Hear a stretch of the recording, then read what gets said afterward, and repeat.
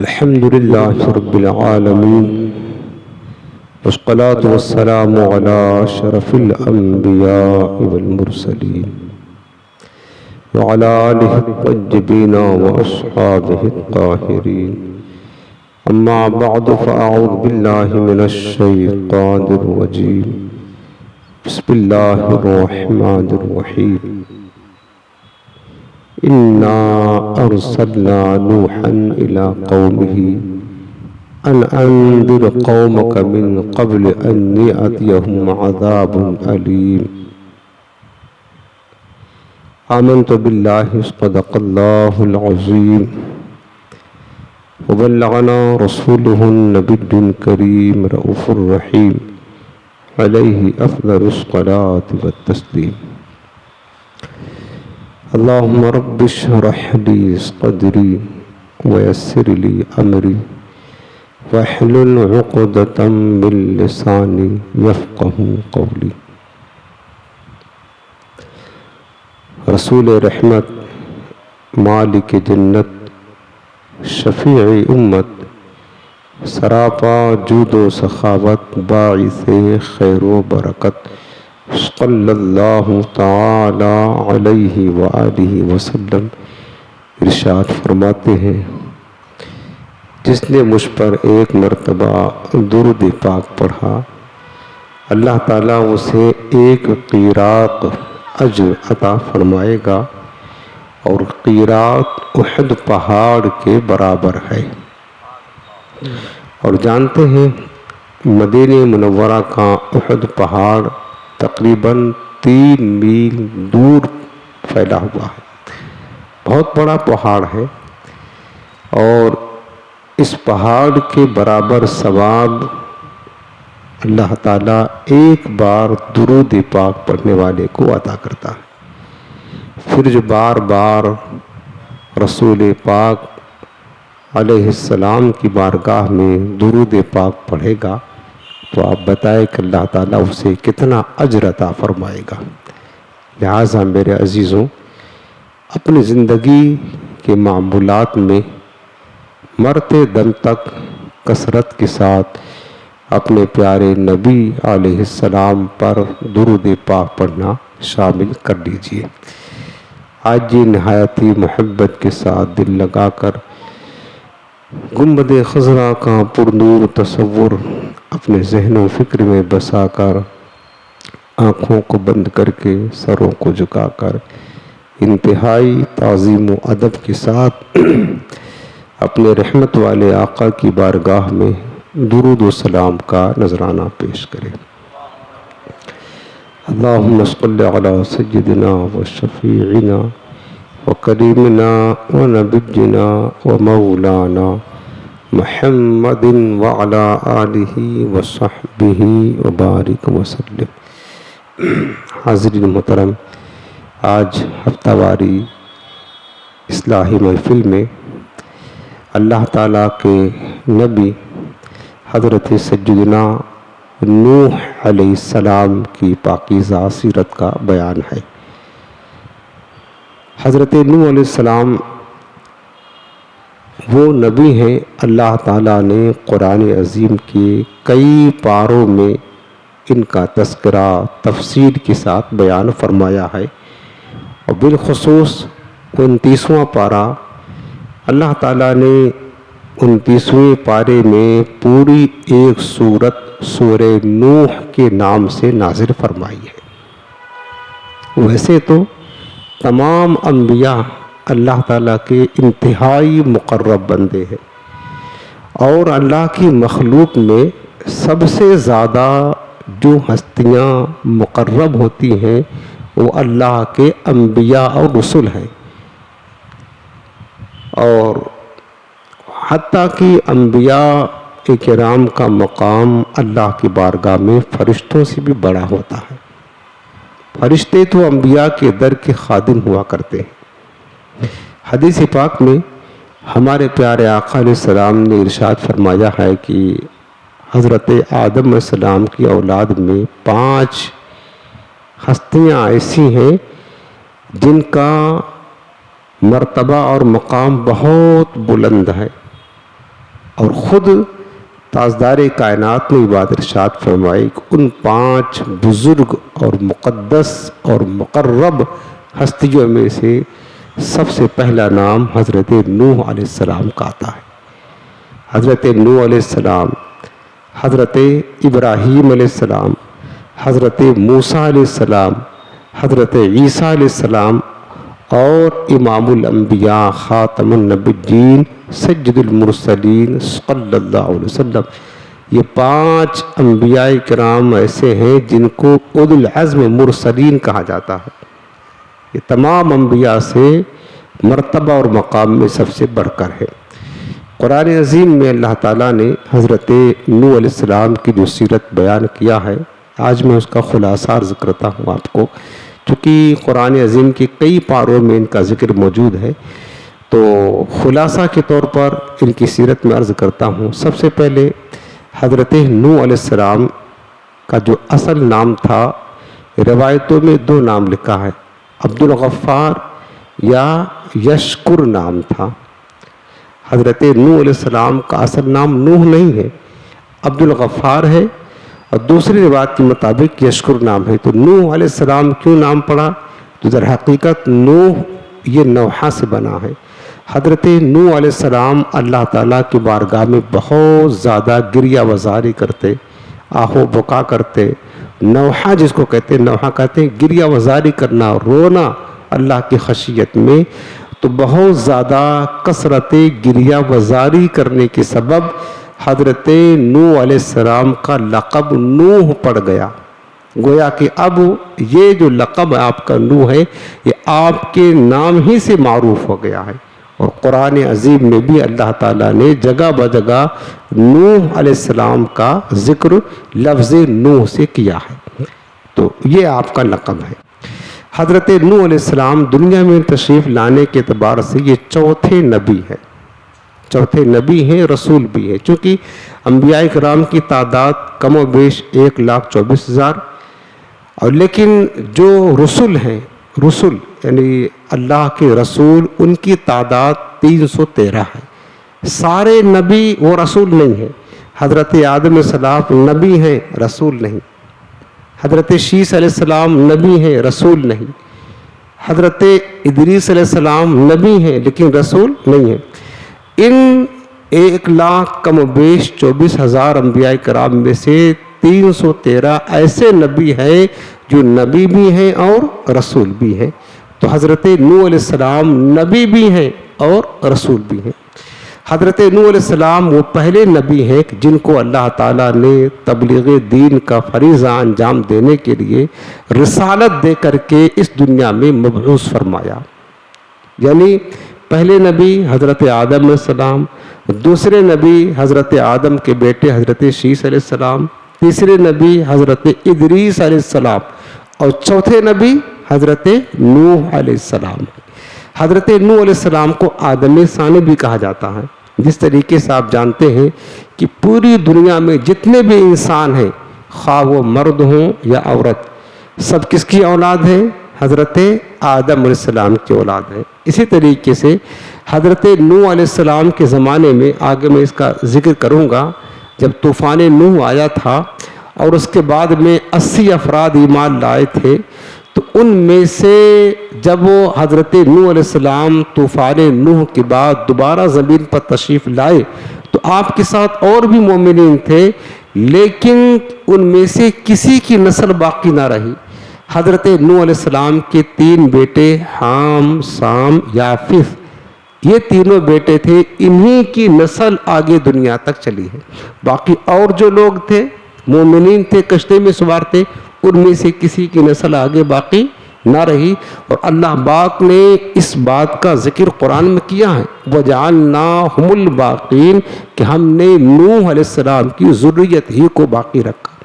یعنی اب اس دنیا میں روئے زمین پر جتنے انسان ہیں وہ سب کے سب حضرت نوح علیہ السلام کی اولاد میں سے ہیں، یا تو حام کے بیٹے ہیں، یا تو سام کے، یا تو یافث کے بیٹے ہیں۔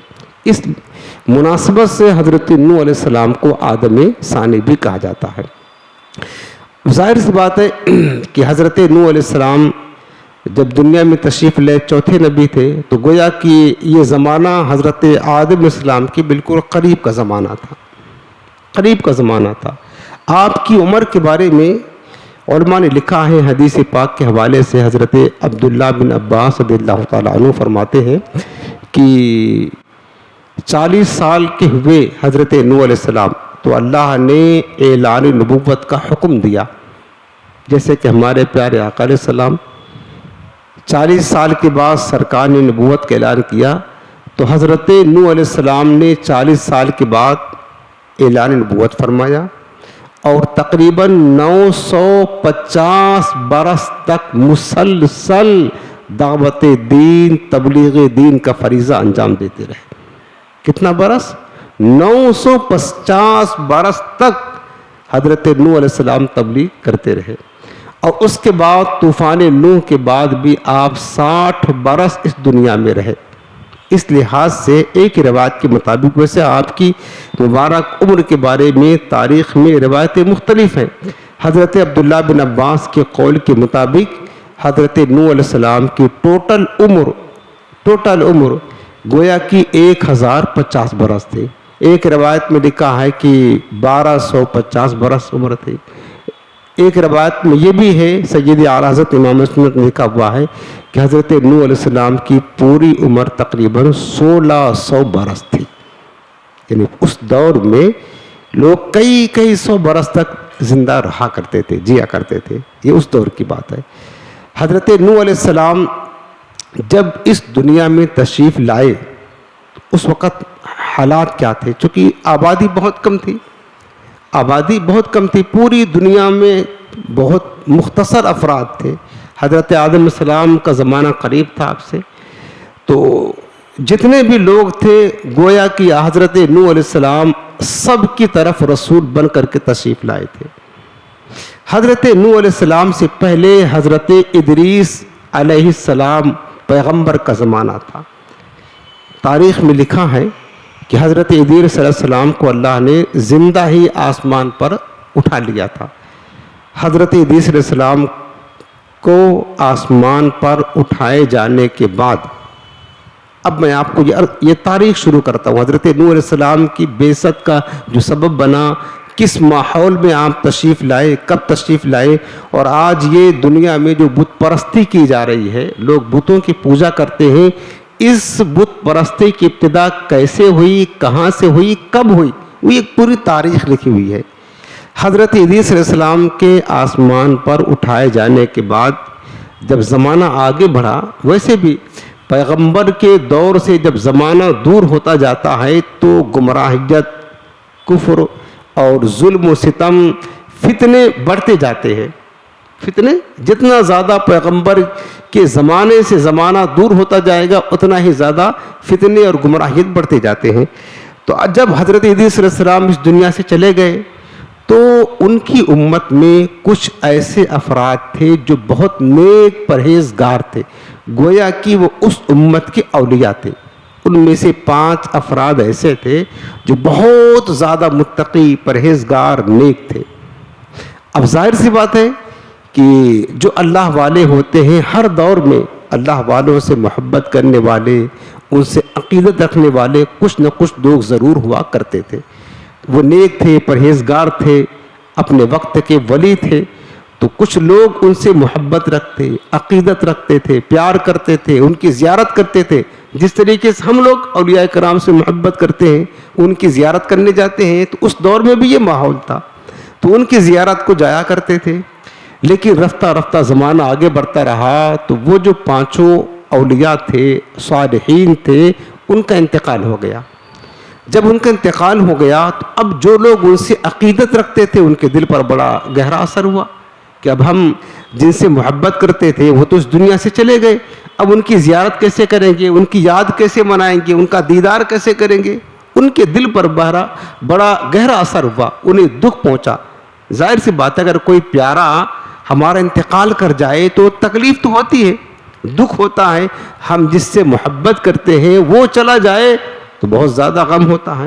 تو اس وقت بھی جو لوگ ان سے عقیدت رکھتے تھے انہیں تکلیف ہوئی، تو شیطان انسانی شکل میں ان لوگوں کے پاس آیا جو محبت کرتے تھے صالحین سے، اور آ کر انہیں ورغلانا شروع کیا کہ تم فلاں فلاں لوگوں سے جو نیک لوگ تھے، گویا کہ اللہ کے ولی تھے، ان سے محبت کرتے ہو؟ انہوں نے کہا ہاں کرتے ہیں۔ کہا وہ تو دنیا سے چلے گئے، کہیں ایسا نہ ہو کہ رفتہ رفتہ تم محبت کرو، تمہاری آنے والی نسلیں انہیں بھول جائیں، یہ خدشہ ہے۔ لہٰذا ایسا کرتے ہیں کہ ہم ان کا ایک مجسمہ، ان کی تصویر، ان کی شکل تمہارے لیے بنا دیتے ہیں، تمہیں جب ان کی یاد آیا کرے تو وہ فوٹو یا وہ مجسمہ، وہ تصویر تم دیکھ لینا، اس کو اپنے گھروں میں رکھ لینا، اپنی عبادت گاہوں میں رکھ لینا، اس کو دیکھ کر کے اس کی زیارت کرنا، اس طرح سے ان کی یادگار قائم رہے گی۔ تو ان لوگوں نے سمجھا کہ تو بڑی اچھی بات ہے، یعنی بزرگوں کو یاد رکھنے کا یہ طریقہ اچھا ہے۔ اب شیطان کی مکر و فریب کو وہ لوگ جو ہے نا سمجھ نہ پائے، اب یہ بت پرستی کی بنیاد رکھی جا رہی ہے۔ رکھنے والا کون ہے؟ شیطان ہے۔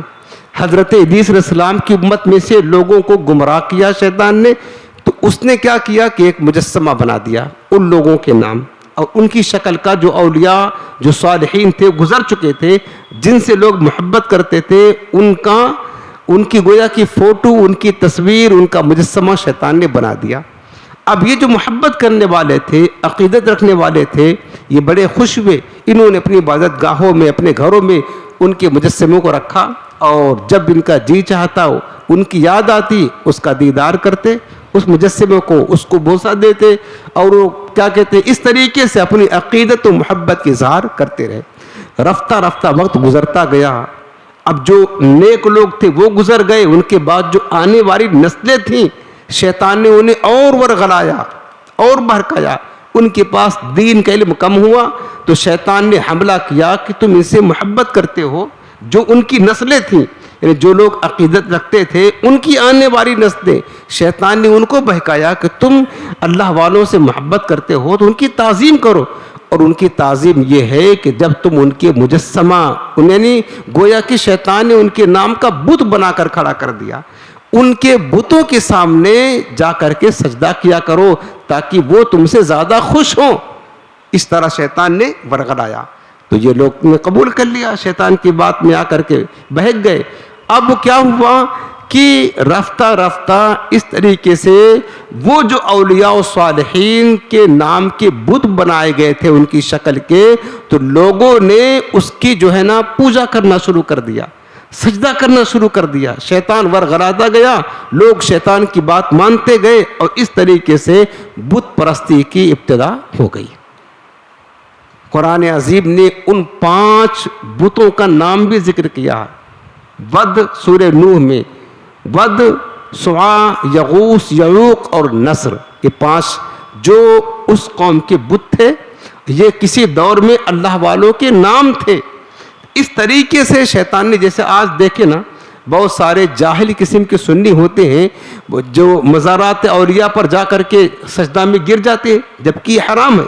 اگر اللہ کے ولی کو معاذ اللہ معبود سمجھ کر، خدا سمجھ کر سجدہ کرے، یہ تو کھلا ہوا شرک اور کفر ہے، لیکن کوئی سنی ان کو خدا نہیں سمجھتا ہے، خدا کا ولی ضرور سمجھتا ہے، یہ بھی ہماری شریعت میں حرام ہے، سجدہ نہیں کر سکتے، چونکہ اسی طریقے سے بت پرستی کا آغاز ہوا تھا۔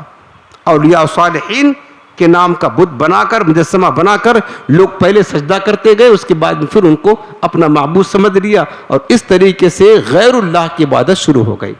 اب حضرت نوح علیہ السلام کا زمانہ، حضرت ادریس علیہ السلام کا زمانہ کافی دور ہو گیا۔ بت پرستی پوری دنیا میں چند ہی بہت زیادہ افراد تو تھے نہیں، کچھ ہی لوگ تھے، تو سب بتوں کی پوجا میں لگ گئے۔ ایک وقت ہوا جب کوئی پیغمبر نہیں آیا، ان کو راہ حق پر قائم کرنے کے لیے، ہدایت دینے کے لیے کوئی نبی نہ آیا، تو لوگ بت پرستی میں مشغول ہو گئے۔ پھر اللہ رب العالمین، یہ سبب بنا، اللہ تعالیٰ نے حضرت نوح علیہ السلام کو پیدا فرمایا۔ جب کفر و شرک کی اشاعت ہو جاتی ہے اور کفر و شرک عام ہو جاتا ہے، تو اللہ تعالیٰ کی یہ سنت ہے کہ اللہ ان کی ہدایت کے لیے پیغمبروں کو مبعوث فرماتا ہے۔ حضرت نوح علیہ السلام تشریف لائے اس دنیا میں، رسول بنا کر بھیجا گیا۔ اللہ تعالیٰ نے وحی فرمائی اور فرمایا سورہ نوح میں، انا ارسلنا نوحا الی قومہ ان انذر قومک من قبل ان یأتیہم عذاب الیم۔ اللہ پاک فرماتا بے شک ہم نے نوح کو بھیجا اس کی قوم میں جائے اور انہیں اللہ کے عذاب سے، دردناک عذاب سے ڈرائے۔ حضرت نوح علیہ السلام قوم میں تشریف لائے، 40 برس کا عرصہ گزرا تو اللہ کے حکم سے آپ نے دعوت دین، تبلیغ دین کا کام شروع کیا اور قوم کو سمجھایا کہ لوگوں توحید کی دعوت دی، اللہ کو ایک ماننے کی دعوت دی، بت پرستی چھوڑنے کی، کفر و شرک سے دور رہنے کی دعوت دی۔ حضرت نوح علیہ السلام نے سمجھایا کہ لوگوں یہ تو بت ہیں، یہ تو بے جان ہیں، ان کی عبادت چھوڑ کر اللہ وحدہ لا شریک کی عبادت میں لگ جاؤ، گناہ چھوڑ دو، ظلم چھوڑ دو، بت پرستی چھوڑ دو، کفر شرک چھوڑ کر کے اللہ وحدہ لا شریک کی عبادت میں لگ جاؤ۔ حضرت نوح علیہ السلام کہنے لگے یا قوم عبد اللہ، اے میری قوم ایمان لاؤ اور ایمان لا کر اللہ کی عبادت کرو، واتقوہ اور اللہ سے ڈرو، واطیعونی اور میری اطاعت کرو۔ آپ نے دعوت دی ہے لوگوں کو میری اطاعت کرو، میں اللہ کا نبی ہوں، پیغمبر ہوں، میں تمہیں راہ حق پر قائم کرنے کے لیے، خدا سے دور ہو گئے ہو، بت پرستی چھڑا کر کے خدا کی عبادت کی دعوت دے رہا ہوں۔ حضرت نوح علیہ السلام نے قوم کو بہت سمجھایا، بہت نصیحت کی ہمیشہ۔ پھر قوم نے سامنے سے جواب کیا دیا؟ قوم نے کہا اے نوح انا لنراک فی ضلال مبین، ہم تو تجھے کھلی ہوئی گمراہی میں دیکھ رہے ہیں، تم اپنے باپ داداؤں کا جو معبود ہے اس کو چھوڑ کر کے ایک خدا کی عبادت کی دعوت دیتے ہو، تم تو بھٹک گئے ہو، اپنے آبا و اجداد کے دین سے بھٹک گئے ہو۔ بجائے اس کے حضرت نوح کی نصیحت کو قبول کرتے، حضرت نوح کو خود کہنے لگے کہ تم نے اپنے باپ دادا کے دین کو چھوڑ کر کے بہک گئے ہو، بھٹک گئے ہو، گمراہ ہو گئے ہو۔ حضرت نوح علیہ السلام نے انہیں بار بار سمجھایا، لیکن نتیجہ کیا نکلا؟ کذبت قبلہم قوم نوح، اللہ پاک فرماتا ہے کہ نوح کی قوم نے نوح کو جھٹلایا، فکذبوا عبدنا، ہمارے بندے کو جھٹلایا، اور وقالو مجنون، اور حضرت نوح کو کہا کہ یہ تو پاگل ہو گیا ہے، وازدجر، انہیں جھڑکا ڈانٹا۔ حضرت عبداللہ بن عباس فرماتے ہیں حضرت نوح علیہ السلام کس قدر دعوت دیتے، سورہ نوح میں اس کا تذکرہ موجود ہے۔ حضرت نوح علیہ السلام نے خود کہا تھا اپنے رب سے، یا رب انی دعوت قومی لیلا و نہارا، میرے رب میں نے اپنی قوم کو دن و رات دعوت دیا، ثم انی اعلنت لهم واسررت لهم اسرارا، پھر میں نے انہیں اعلانیہ بھی دعوت دیا، خفیہ بھی دعوت دیا، ہر طرح سے انہیں دعوت دیا۔ اے میری قوم کے لوگوں، اللہ کے عذاب کو دعوت نہ دو، اللہ کی بارگاہ میں توبہ کرو، اس کی عبادت کرو، یغفر لکم من ذنوبکم، اللہ تمہارے گناہوں کو بخش دے گا، اللہ تمہیں معاف کر دے گا، اس کی عبادت کرو۔ حضرت نوح علیہ السلام دنوں رات تک دعوت دیتے رہے، دن و رات، اور یہ دعوت دین کا عرصہ 10 برس نہیں، جانتے ہو 950 برس تک مسلسل حضرت نوح علیہ السلام اپنی قوم کو دعوت دیتے رہے۔ لیکن وہ سرکش قوم بجائے حضرت نوح کی دعوت کو قبول کرنے کے لیے پہلے تو انہیں دھمکایا، قالوا لئن لم تنتہ یا نوح لتکونن من المرجومین، اے نوح اگر تم باز نہ آئے اپنی واعظ و نصیحت سے تو ہم تمہیں پتھر مار مار کر کے ہلاک کر دیں گے۔ یہ دھمکایا پہلے انہوں نے، لیکن حضرت نوح علیہ السلام باز نہ آئے، حتیٰ کہ اتنی تبلیغ کیا، کفار کی طرف سے تانے بھی سہے، گالیاں بھی کھائیں، پتھر بھی کھائے، آپ نے ان کی اذیت تکلیفوں کو برداشت کیا، صبر و تحمل کرتے رہے، لیکن اس قوم کو دعوت دینا نہیں چھوڑا۔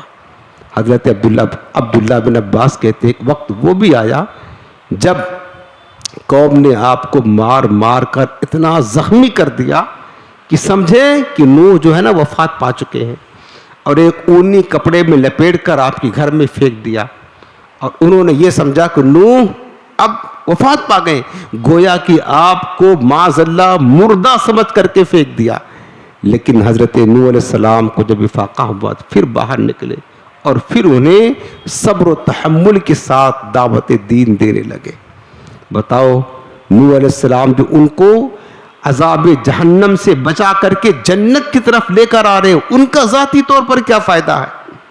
لیکن نہیں، پیغمبر اپنی قوم کے لیے باپ کی طرح شفیق ہوتا، باپ کی طرح مشفق ہوتا. باپ اپنی اولاد کو وہ کچھ نہیں دے سکتا جو ایک نبی اپنی امت کو دیتا ہے.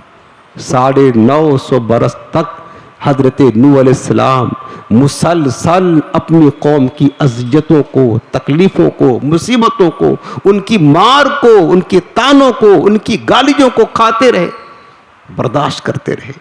ایک دن ایسا ہوا کہ ایک بوڑھا شخص اپنے بیٹے کو کندھے پر بٹھا کر کے جا رہا تھا، اس کے ہاتھ میں ایک ڈنڈا تھا.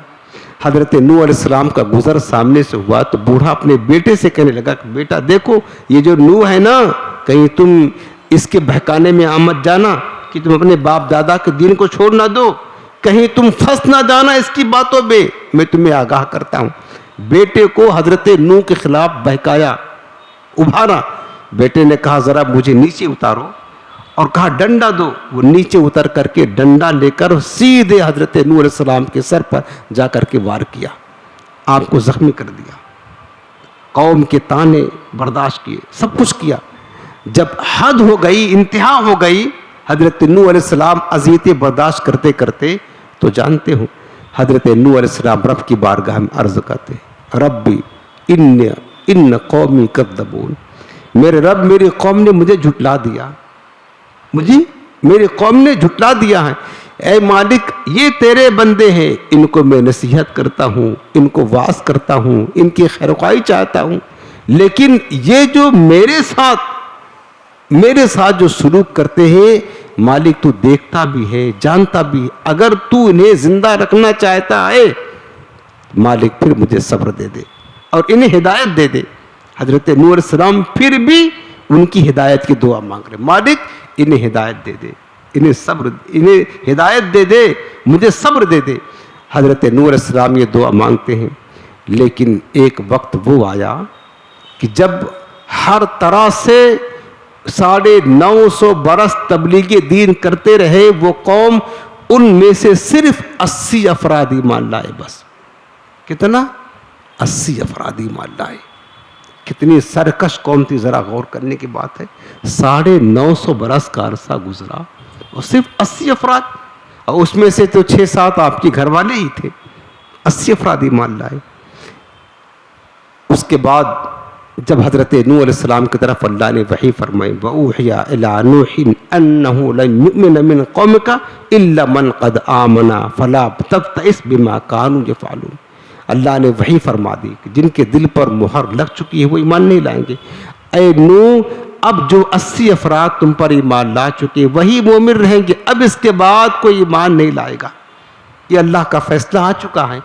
اب جو یہ کرتے ہیں ان کے کرتوتوں پر غم نہ کرے.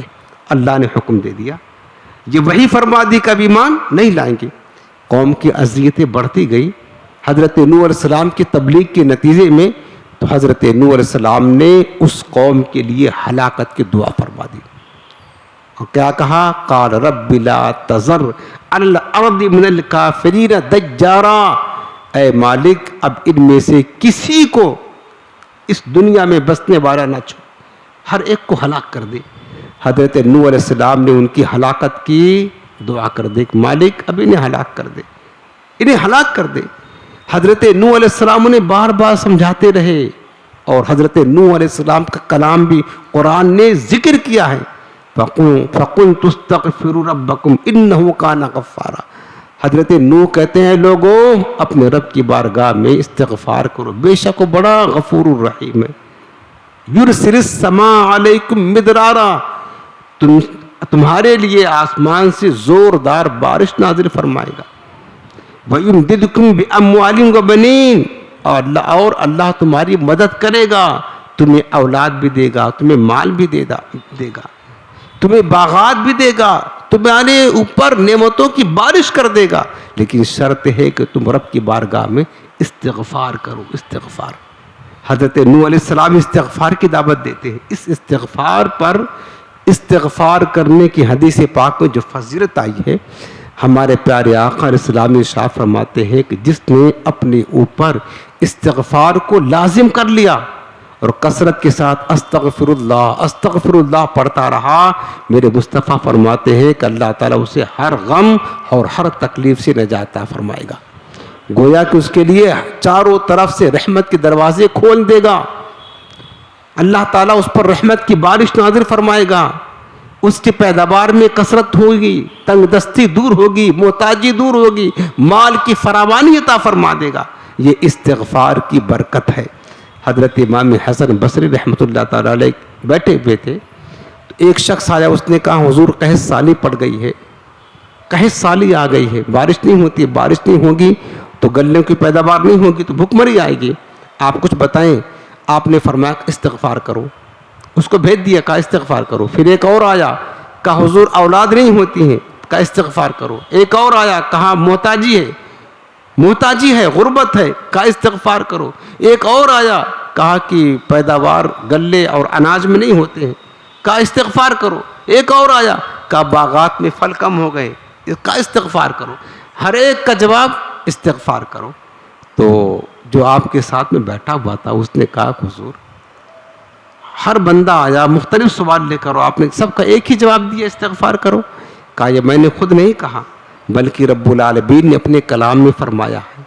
استغفار وہ برکت ہے، ایک ہی وظیفہ اگر بندہ اپنی زندگی میں نافذ کر لے اللہ تعالیٰ اسے بے شمار نعمتیں عطا فرماتا ہے. تو لہٰذا میرے عزیزو ہمارے لیے یہ نصیحت اس میں ہے کہ ہم بھی اپنے اوپر استغفار کو لازم کر لیں اور کثرت کے ساتھ. کبھی تکلیف آئے، تنگ دستی ہو، مصیبت ہو، محتاجی آئے، مال کی پریشانی ہو، اولاد کی پریشانی ہو، غرض کی کوئی بھی ٹینشن ہو، بس کثرت کے ساتھ چلتے پھرتے پڑھتے رہے استغفر اللہ استغفر اللہ استغفر اللہ. انشاءاللہ اس کی برکت سے میرے آقا نے یہ وظیفہ ارشاد فرمایا ضرور مصیبتیں تکلیفیں دور ہوں گی. یہ پڑھا کریں. اس کے بعد اب جب حضرت نوح علیہ السلام نے ان کی ہلاکت کی دعا کی، رب نے وحی فرما دی کہ اب یہ قوم ایمان نہیں لائے گی. پھر کیا ہوا کہ اب ان کے عذاب کا وقت آ رہا ہے. عذاب کا وقت اللہ تعالیٰ نے حضرت نوح کو وحی فرمائی کہ عذاب آئے گا. فدعا ربہ انی مغلوب فانتصر. اللہ پاک فرماتا ہے کہ نوح نے دعا کی اے میرے رب میں مغلوب ہو گیا ہوں، تو میری مدد فرما، تو میری مدد فرما. اللہ پاک فرماتا ففتحنا، ہم نے کھول دیا. حضرت نوح علیہ السلام کو اللہ نے وہی فرمائی کہ عذاب آنے کا وقت آئے گا تو آسمان سے بھی بارش نازل ہوگی، زمین سے پانی ابلے گا. تمہارا جو گھر کا تندور ہے جس میں روٹی بناتے، جب وہاں سے پانی نکلنا شروع ہو جائے تو پھر عذاب کا وقت آ گیا. لیکن اس عذاب سے نجات پانے کے لیے جو مومنین ہیں، ایمان والے ہیں، اللہ نے حکم دیا کہ اے نوح کشتی بناؤ. وَاصْنَعِ الْفُلْكَ بِأَعْيُنِنَا وَوَحْيِنَا، ہماری نگرانی میں، ہمارے بتانے سے اور ہماری وحی سے اے نوح کشتی بناؤ. حضرت نوح علیہ السلام کو اللہ نے حکم دیا کہ آپ نے ایک لکڑی آتی درخت ساج کا درخت اگایا. پہلے وہ درخت تیار ہونے میں 20 برس گزر گئے. اس 20 سال کے عرصے میں اس قوم میں کسی کے ہاں اولاد نہ پیدا ہوئی. جتنے چھوٹے تھے سب بڑے ہو گئے، بالغ ہو گئے، 20 برس کے ہو گئے، اور وہ بھی اپنے باپ دادا کی پیروی کرتے ہوئے حضرت نوح علیہ السلام کا انکار کیا. 20 برس کے بعد اس درخت کو اللہ نے حکم دیا آپ کاٹو. جو بویا تھا کاٹے، اور کاٹنے کے بعد کہا کہ اب اس کی کشتی تیار کرو. حضرت نوح علیہ السلام کشتی بنانے لگے اور ظاہر سی بات ہے جہاں پر کشتی بنا رہے تھے جنگل تھا، وہاں پر دور دور تک پانی کا نام و نشان نہ تھا. جب قوم کے لوگ آپ کے پاس سے گزرتے تو کہتے کہ نوح، مذاق کے طور پر کہتے، مذاق اڑاتے کہ نوح تم تو ابھی تک نبی تھے، اب بڑھئی کب سے بن گئے ہو؟ ابھی تک تو کہتے تو ہم نبی ہیں، اب تم نے کشتی بنانا شروع کر دیا، بڑھئی کا کام شروع کر دیا. مذاق اڑاتے. قرآن نے ذکر کیا، ہاں وَيَصْنَعُ الْفُلْكَ وَكُلَّمَا مَرَّ عَلَيْهِ مَلَأٌ مِّن قَوْمِهِ سَخِرُوا مِنْهُ. اور جب نوح کشتی بنا رہے تھے اور قوم کے افراد اور سردار ان کے پاس سے گزرتے تو ان سے مذاق کرتے. قال ان تسخروا منا فانا نسخر منکم کما تسخرون. حضرت نوح کہتے ہیں آج مذاق اڑا لو، ایک وقت وہ بھی آئے گا جب ہم تمہارا مذاق اڑائیں گے. حضرت نوح فرماتے ہم وہ مکان بنا رہے ہیں، وہ مکان کہ جو پانی میں چلے گا. اللہ تعالیٰ کے حکم سے حضرت نوح علیہ السلام نے 3 منزلہ کشتی بنائی، 80 گز لمبی، چوڑی 60 گز، اور اس کے بعد 30 گز اونچائی، 3 منزلہ آپ نے کشتی تیار کر دی. 2 سال لگا کشتی بنانے میں. یہ دنیا کی سب سے پہلی کشتی ہے. یہاں سے کشتی بنانے کا وجود ہوا. کشتی بن گئی. اب اللہ نے حکم دیا کہ جب علامت عذاب ظاہر ہو جائیں، تمہارے تندور سے پانی نکلنا شروع ہو جائے، تو ایمان والوں کو جو تمہارے ساتھ ہیں، اپنے اہل و عیال کو، ہم تمہیں یہ وعدہ کرتے ہیں ہم تمہارے اہل و عیال کو، ایمان والوں کو بچا لیں گے. وَقُلْ نَحْمِلْ فِيهَا مِنْ كُلٍّ زَوْجَيْنِ اثْنَيْنِ وَقُلْ نَحْمِلْ فِيهَا مِنْ كُلٍّ زَوْجَيْنِ اثْنَيْنِ. اللہ پاک فرماتا کہ ہم نے نوح کو یہ بھی فرمایا کہ جو جانور ہیں، چرند پرند ہیں، درندے ہیں، ان میں سے ہر ایک جنس کا ایک ایک جوڑا بھی کشتی میں سوار کر لینا، چونکہ آگے دنیا چلانی ہے. حضرت نوح علیہ السلام پانی ابل پڑا، ایمان والوں کو خبر دے دیا، اور جو 80 ایمان والے تھے ان میں سے 3 تو آپ کے بیٹے تھے اور ان تینوں کی بیویاں تھیں. 3 بیٹے تھے، حام، سام، یافث، اور ان تینوں کی بیویاں تھیں. باقی دیگر قوم کے جو افراد تھے سب کو کشتی میں سوار کر لیا. نیچے والا جو منزلہ تھا، حصہ تھا، اس میں درندوں کو اور حشرات الارض کو انہیں سوار کیا. انہیں جب چڑھانے لگے کشتی میں تو شیر، روایت میں آتا ہے سیرت میں کہ شیر، وہ چھپکلی اور سانپ، یہ دونوں حضرت نوح کے پاس آئے اور آ کر کہنے لگے کہ یہ پیغمبر ہمیں بھی سوار کر لے. تو آپ نے فرمایا کہ نہیں، ہمیں اندیشہ ہے کہ کہیں تمہاری وجہ سے ہمیں کوئی اذیت نہ پہنچے، ہم تمہیں سوار نہیں کریں گے.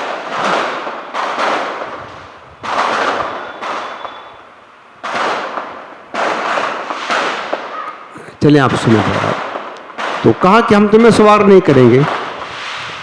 تو سانپ نے اور چھپکلی نے یہ وعدہ کیا کہ اے نوح، اگر آپ ہمیں سوار کر لیں گے کہ ہم یہ وعدہ کرتے ہیں کہ جو بھی ہمارے سامنے آپ کا ذکر کر دے گا ہم اسے کوئی تکلیف نہیں دیں گے.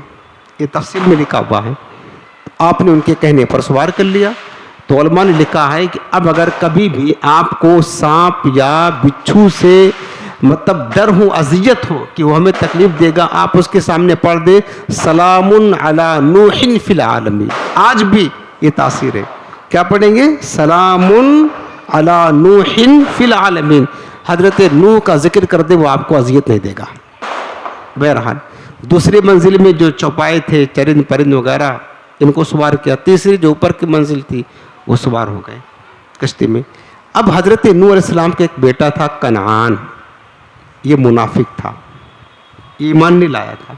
ایمان ظاہر کرتا تھا، ایمان، لیکن دل سے مومن نہیں تھا، منافق تھا. حضرت نوح علیہ السلام کے سامنے اپنے آپ کو مومن ظاہر کرتا. جب کشتی میں سوار ہونے لگے تو وہ بیٹا جو ہے نا کشتی کے باہر ایک پہاڑ پر کھڑا تھا. حضرت نوح علیہ السلام نے کہا کہ یا بنی ارکب معنا ولا تکن مع الکافرین. 12ویں پارے میں ہے، اے میرے بیٹے تو بھی کشتی میں سوار ہو جا، کافروں کے ساتھ مت رہ ورنہ ہلاک ہو جائے گا، اللہ کا عذاب آئے گا. تو جانتے ہو بیٹا کہتا ہے کہ نہیں میں کشتی میں سوار نہیں ہوں گا. حضرت نوح فرماتے طوفان آئے گا، بارش ہوگی، پانی کی لہریں اٹھیں گی تو غرق ہو جائے گا. تو کیا کہتا ہے کہ سآوی الی جبل یعصمنی من الماء، میں پہاڑ کی پناہ میں آ جاؤں گا جو مجھے پانی سے بچائے گا. حضرت نوح کہتے ہیں قال لا عاصم اليوم، آج تو تجھے کوئی نہیں بچا سکتا اللہ کے عذاب سے. اب یہ باتیں حضرت نوح کی اور آپ کے بیٹے کنعان کی ہو رہی تھی. اتنے میں ایک زوردار لہر آئی اور وہ لے کر کے ڈبو گئے، اس کو تباہ ہو گیا، ہلاک ہو گیا. اسی طریقے سے آپ کی ایک بیوی تھی وائلہ، وہ بھی آپ پر ایمان نہیں لائی. اور کافروں کے ساتھ ملی رہتی تھی اور کہتی تھی کہ نوح علیہ السلام معاذ اللہ پاگل ہے، مجنون ہے، وہ بھی ہلاک ہو گئی، چونکہ اللہ پاک نے فرمایا تھا کہ نوح تمہارے گھر والوں کو ہم نجات دے دیں گے۔ اب حضرت نوح علیہ السلام نے رب سے عرض کیا کہ قال یا نوح ونادى نوح ربه فقال رب ان ابنی من اہلی ان وعدک الحق وانت حکم الحاکمین۔ حضرت نوح کہتے ہیں کہ مالک میرا بیٹا ہلاک ہو گیا کنعان کے بارے میں، وہ میرا گھر والا ہے اور تو نے وعدہ کیا تھا جو تیرے گھر والے ہوں گے انہیں ہم بچا لیں گے، مالک وہ تو ہلاک ہو گیا۔ اللہ پاک نے فرمایا قال یا نوح انه ليس من اہلک انه عمل غیر صالح۔ اللہ پاک فرماتا ہے کہ اے نوح وہ بیٹا نہیں، وہ تیرا اہل نہیں ہے، یعنی تیرے گھر والوں میں سے نہیں ہے، اس کا عمل اچھا نہیں ہے، کیونکہ وہ تجھ پر ایمان نہیں لایا تھا، اللہ نے اس کو اہل سے خارج کر دیا۔ اس پر علماء نے لکھا ہے کہ جو لوگ انبیاء کی اولاد میں ہوں لیکن اپنے باپ دادا یعنی نبی کا عقیدہ نبی کی طرح عقیدہ نہ رکھیں اور بدعقیدہ ہو جائیں تو وہ نبی کی اولاد ہونے سے خارج ہو جاتے ہیں۔ اصل معاملہ ایمان کا ہے، ایمان کا۔ جیسے آج معاذ اللہ کوئی سید زادہ ہو اگر اللہ نہ کرے اور وہ سید زادہ کوئی رافضی بن جائے، جیسا کہ آج بنتے جا رہے ہیں، بد مذہب بن جائے، ایمان خراب ہو جائے، اب وہ سید نہیں رہتا، سیادت ختم ہو جاتی ہے۔ وہ نوح کا بیٹا تھا، حضرت نوح علیہ السلام کا، لیکن نوح علیہ السلام پر ایمان نہ لایا تو رب نے کیا فرمایا انہ لیس من اہلک، وہ تیرا بیٹا نہیں ہے، انہ عمل غیر صالح۔ اصل معاملہ ایمان کا ہے، ایمان ہے تو نسب کام آئے گا، ایمان نہیں ہے تو نسب کی کوئی حیثیت بھی نہیں ہے۔ وہ بیٹا بھی غرق ہو گیا۔ علماء نے لکھا ہے کہ آخر نوح علیہ السلام کا بیٹا جو نوح علیہ السلام کے آغوش میں تربیت پائی پلا بڑا ہے وہ ہلاک ہو گیا۔ اس کی وجہ کیا تھی؟ تو فرمایا اگرچہ بیٹا نوح علیہ السلام کا تھا لیکن کافروں کے ساتھ دوستی رکھتا تھا، برے لوگوں کی صحبت میں رہتا تھا، برے لوگوں کی کافروں کی صحبت اور دوستی کی یہ نحوست اس پر غالب آئی کہ اس کا ایمان چلا گیا۔ علماء نے لکھا ہے کہ لہٰذا جو چاہتا ہوں ہمارا ایمان سلامت رہے، ایمان محفوظ رہے، ایمان بچا رہے، اسے چاہیے کہ برے دوستوں سے، بد مذہبوں سے، کافروں سے دوستیاں نہ کرے، نہ ان کی صحبت میں بیٹھے، ورنہ نوح کا بیٹا پیغمبر کا بیٹا بھی ہو وہ اگر غلط صحبت اختیار کرتا ہے تو غلط صحبت کی وجہ سے اس کا بھی ایمان ضائع ہو جاتا ہے، وہ بھی اللہ کے عذاب کا شکار ہو جاتا ہے۔ تو ہمارے تمہاری حیثیت کیا ہے؟ اس لیے ہمیشہ بد مذہبوں کی صحبت یہ زہر قاتل ہے۔ اس طریقے سے ہلاکت ہوا۔ اب کشتی جو ہے نا چل پڑی۔ بس آخری بات سن لے، حضرت نوح علیہ السلام کو رب نے فرمایا وقال اركبوا فيها بسم الله مجرها مرساها۔ حضرت نوح علیہ السلام نے سارے ایمان والوں کو کشتی میں سوار کر لیا اور فرمایا کہ جب کشتی چلاؤ، چلنے لگے تو بسم اللہ پڑھو۔ حضرت نوح علیہ السلام جب کشتی چلانا شروع کرتے بسم اللہ پڑھتے، کشتی کو ٹھہرانا ہوتا بسم اللہ پڑھتے۔ اب پانی اتنا ہوا، اللہ پاک فرماتا ففتحنا من السماء بماء منہمر، ہم نے زوردار آسمان سے پانی کا دروازہ کھول دیا۔ پانی کا دروازہ، آسمان سے بھی بارش ہو رہی ہے۔ اچھا وہ بارش رحمت کی نہیں، عذاب کی بارش تھی، اتنی موٹی موٹی بوندیں تھی، اس بارش کی ایک بوند پڑتی پورا پہاڑ بھیگ جاتا تھا۔ ابھی جو بارش ہوتی ہے رحمت کی تو ہلکی ہلکی بوندیں ہوتی ہے نا، وہ ایک بوند آسمان پہاڑ پر پڑتی، وہ بوند تو پورا پہاڑ بھیگ جاتا۔ عذاب کی بارش تھی، زمین سے پانی نکلنے لگے۔ وَفَجَّرْنَا الْأَرْضَ عُيُونًا فَالْتَقَى الْمَاءُ عَلَىٰ أَمْرٍ قَدْ قُدِرَ۔ سورہ قمر میں فرمایا اللہ نے کہ زمین کو اللہ پاک فرماتا ہے کہ ہم نے چشمے کر کے بہا دیے، اور پانی اتنا زیادہ ہو گیا کہ پوری دنیا پانی میں ڈوب گئی۔ بڑے سے بڑا پہاڑ، بڑی سے بڑی بلڈنگیں، بڑے سے بڑے درخت، جو کچھ تھا سب ڈوب گیا، کچھ باقی نہ رہا۔ اتنا زیادہ پانی ہوا، اتنا زیادہ بارش اور زمین سے پانی نکلا، سارے کفار ہلاک ہو گئے، سب چیزیں مکانات تباہ ہو گئے، سب کچھ ختم ہو گیا۔ اب بچا وہی جو کشتی میں تھا، وہ جانور، چرند پرند اور مومنین جو کشتی میں تھے۔ 10 رجب کو ایک کشتی کو چلنا شروع ہوا۔ 10 رجب سے شروع ہوئی کشتی، 6 مہینہ تک وہ کشتی پانی میں چلتی رہی۔ کھانے پینے کا سامان رکھ لیا تھا. 6 مہینے تک چلتی رہی. 6 مہینے کے بعد جب 10 محرم آیا تو وہ کشتی جودی پہاڑ پر رک گئی جا کر.